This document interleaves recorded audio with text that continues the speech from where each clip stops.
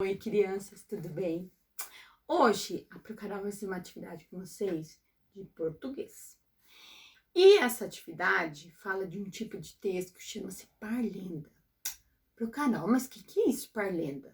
Parlenda é um texto curtinho que traz palavras que rimam.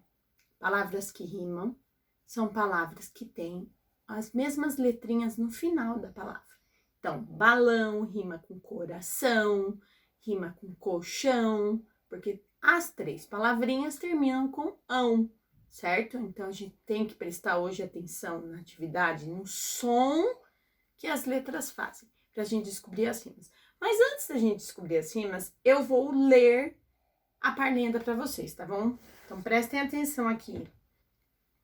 Hoje é domingo. Pede cachimbo. O cachimbo é de barro que bate no jarro. O jarro é de ouro que bate no touro. O touro é valente que bate na gente. A gente é fraco e cai no buraco. Buraco é fundo, acabou-se o mundo. Então, todas as palavrinhas dessa parlenda, elas rimam. Por quê? Porque elas têm o mesmo som. Tem o mesmo som. E aí, o que nós vamos fazer hoje? Nós vamos pegar o livro de português.